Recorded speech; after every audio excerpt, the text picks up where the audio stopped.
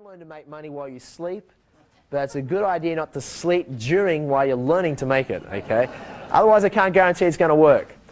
So you're about to learn some strategies which has freed many Australians from working, some within a matter of weeks, a matter of months, certainly within a year or two. There's no reason a person in this room could not be replacing their income within inside the next 24 months, would be my belief. Many within 12, many within 3 or 4 months. Is that worth staying awake for?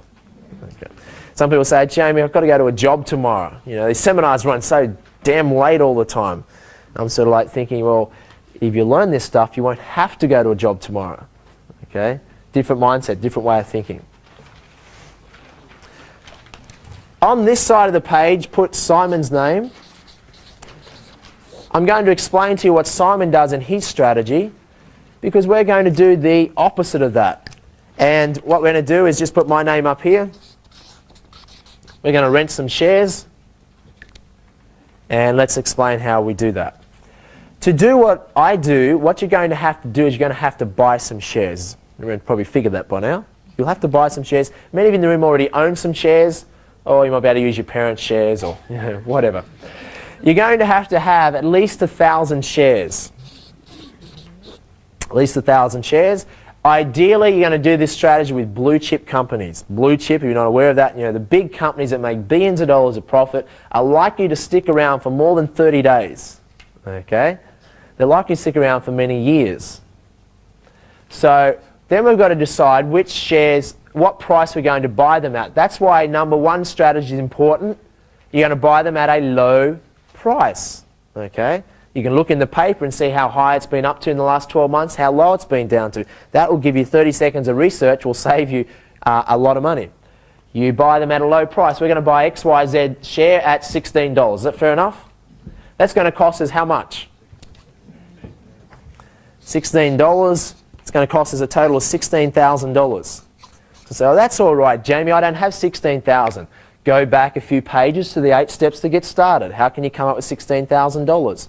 One, you can borrow that money, okay, if you have to. You need a deposit and you can get what's called a margin loan. Margin loan is a form of finance for shares, okay, just like a property loan is a loan for borrowing property. A margin loan should be called a share loan, shouldn't it? Keep it simple. So $16,000. What we can do with shares generally to make income is you get a dividend, is that right? So you can get a dividend. In this strategy, you still get dividends. It's a bonus. You can still, generally you buy shares to sell them at a profit or make capital growth. Good thing with this strategy, you can still make capital growth. Okay? But the main thing we're doing this for is cash flow. And the cash flow is what we're going to get from renting our shares. Okay? Who's going to pay us rent for our shares? I mean, who would want our shares anyhow? Well, Simon does, okay? And not just Simon, but thousands of Simons, okay? Hundreds of thousands of Simons.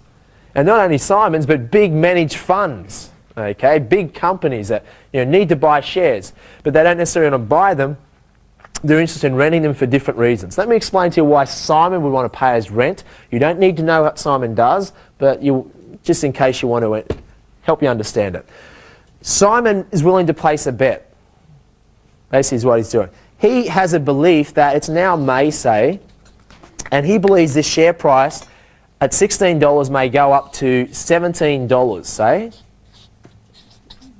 Jot those figures down. Make sure you get all these figures. You don't have to understand this the first go around. Okay? It goes up to $17 by the end of May. So that's what he thinks is going to happen to this share price.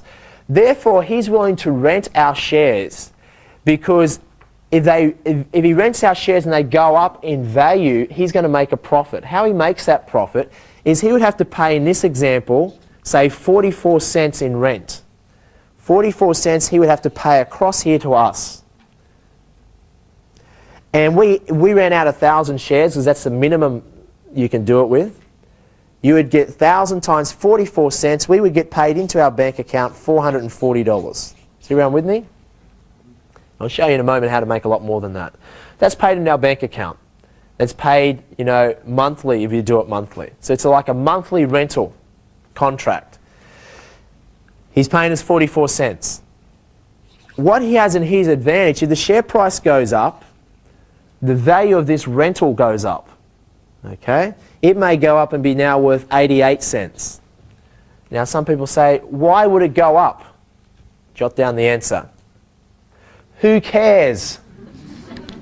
Doesn't matter.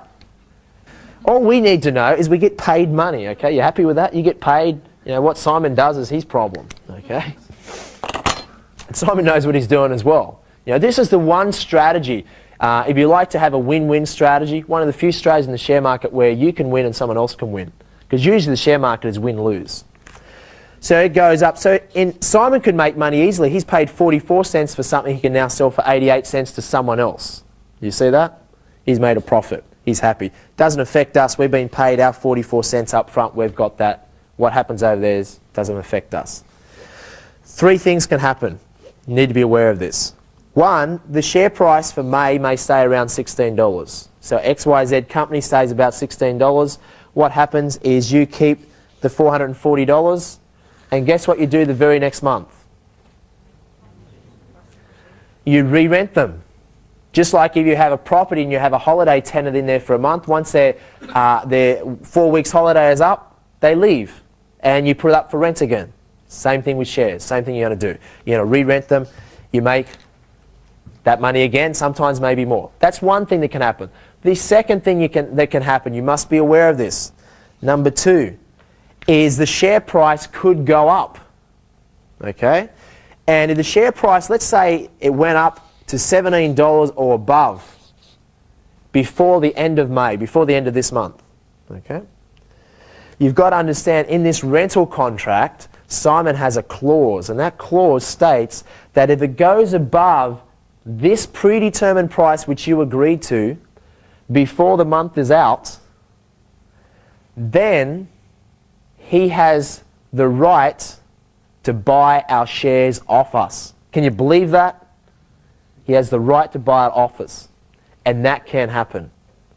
So beware. Let's see what would happen if that happened.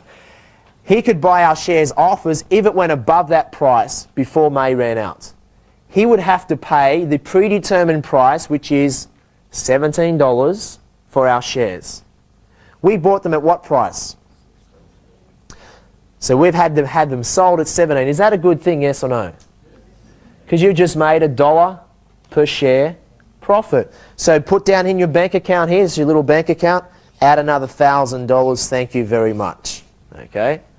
But wait, there's more.